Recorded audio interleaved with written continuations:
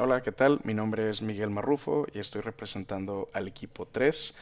A continuación, con ayuda de mi compañero Andy, más adelante en el video les vamos a mostrar los productos y resultados obtenidos en nuestro proyecto final. Como bien saben, la consigna de este proyecto consistía en diseñar un controlador de velocidad de un motor eléctrico. Para esto se tomó un modelo que podía ser físico. En nuestro caso usamos un modelo en Tinkercad de un motor eléctrico conectado a un potenciómetro, conectado a un suministro de voltaje, y se utilizó un Arduino para recopilar los datos necesarios.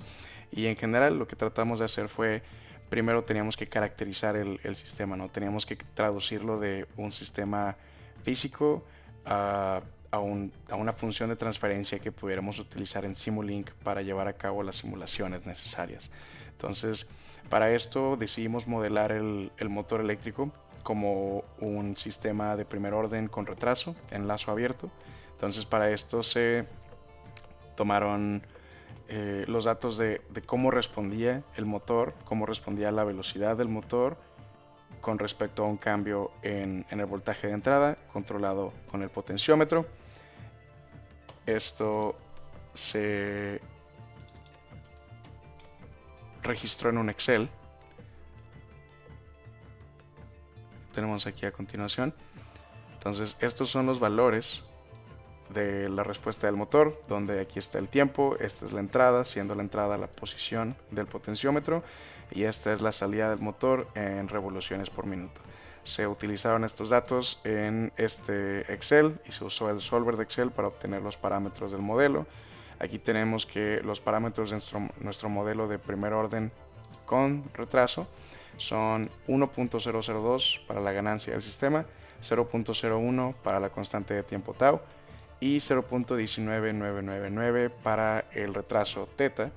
Por fines prácticos, este retraso se tomó como 0.2. Lo siguiente fue, teníamos que modelar este sistema en Simulink para poder llevar a cabo las simulaciones necesarias. Entonces lo que se hizo fue utilizar un bloque de función de transferencia. Sin embargo, este bloque por sí solo no puede contabilizar el retraso. Entonces antes de esto se tuvo que poner un bloque de transport delay donde se puso el retraso de 0.2. Este sistema en lazo abierto nada más se utilizó como referencia. Este es el sistema sin el controlador, así como tal como estaba en el Tinkercad. Y esta es la respuesta, donde la señal amarilla es una entrada tipo escalón y la señal azul es la respuesta del sistema. Posteriormente se llevó a cabo el método de ganancia última para encontrar los valores de un controlador PID apropiado para este sistema. Para esto se añadió un controlador tipo P antes de la función de transferencia.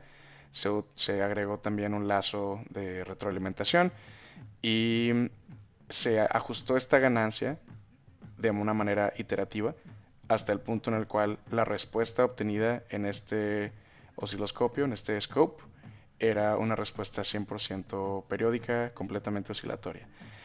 Lo siguiente fue medir el tiempo entre pico y pico, el cual está alrededor de 420 milisegundos. Este valor de 420 milisegundos es nuestro TU. La KU es la ganancia a la cual se obtiene esta respuesta periódica, la cual resultó ser 1.02. Nuevamente, este valor se encontró mediante un proceso iterativo. A continuación se usó la tabla de Ziegler-Nichols para encontrar los valores de estos parámetros, la KP, la KI y la KD. Adicionalmente también se encontraron los parámetros para un controlador P, PI y PD, y las respuestas son las siguientes. La respuesta para el controlador PID con los valores obtenidos mediante la tabla de Ziegler y Nichols es la siguiente. Como podrán ver, sí convergen las referencias, sí es un controlador útil, se podría decir. Sin embargo, definitivamente puede haber mejores opciones, ya que la respuesta transitoria es muy caótica. Luego el controlador P tiene una respuesta transitoria mucho más relajada en cuanto a las oscilaciones. Sin embargo, como podrán ver, termina, no termina convergiendo en la referencia, sino termina en un valor muchísimo más bajo, con un error de como el 60%. Posteriormente, el controlador PI Nuevamente converge en la referencia, sin embargo es mucho más lento que los demás y además tiene unas oscilaciones un poco indeseables aquí. Y por último el PD probó ser un caso perdido, ya que tiene oscilaciones periódicas prácticamente y ni siquiera el promedio de estas oscilaciones converge en la referencia deseada. Se decidió que el PI era un buen punto de partida para empezar a modificarlo manualmente, entonces los valores se cambiaron desde sus condiciones originales de 0.459 y 1.316 a los valores de 5 y 1. Los cambios fueron muy drásticos, sin embargo se obtuvo una respuesta favorable. Sin embargo notamos que había un ligero error en estado estable por esta especie de rizado que se hace aquí. Se midió y la distancia de pico a valle de este rizado es de 5 por 10 a la menos 3 unidades.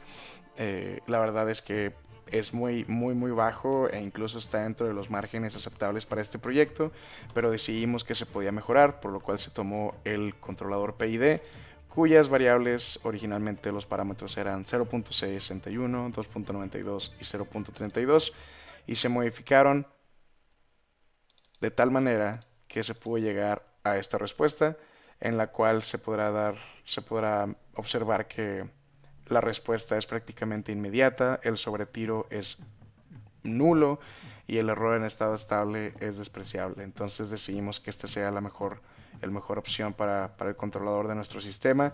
Los valores finales, los parámetros finales de este controlador son 5, 2 y 0.1 y si se comparan con los obtenidos analíticamente mediante el uso de tablas de Ziegler y Nichols, en realidad el único valor que sí tuvo que sufrir cambios desproporcionales fue la constante Kp, la cual pasó de ser 0.61 a ser 5, esto es casi 10 veces mayor. Sin embargo, de ahí en fuera todo se ve en orden. La KI quedó en 2 cuando originalmente había sido 2.92 y la KD terminó siendo una tercera parte del original, lo cual tampoco es gran cosa.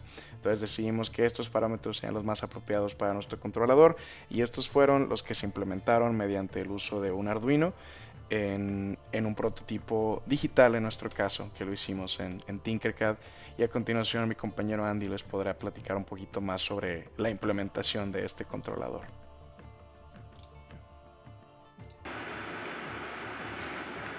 Nuestro prototipo de Tinkercad consiste de un encoder o motor, una fuente de corriente directa con 15 voltios, un Arduino Uno, una compuerta AND, un transistor, 2 potenciómetros, un osciloscopio y un multímetro.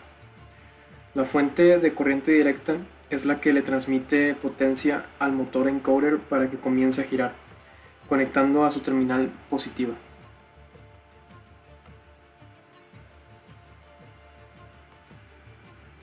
Por medio de prueba y error determinamos que el voltaje necesario para que el motor gire a una velocidad constante es de 15 voltios. La tierra del motor se conecta a la del Arduino, al igual que la compuerta AND y el potenciómetro de 11 kΩ.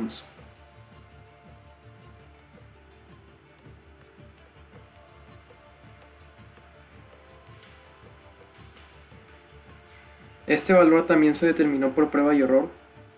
El Arduino lee la posición de este potenciómetro desde su señal A0. Esta señal es la que regula el comportamiento de las revoluciones del motor. Los parámetros de control PID se encuentran dentro del código del Arduino y se pueden modificar manualmente. Con estos parámetros se obtiene una velocidad constante en el motor, además de una señal estable en su voltaje.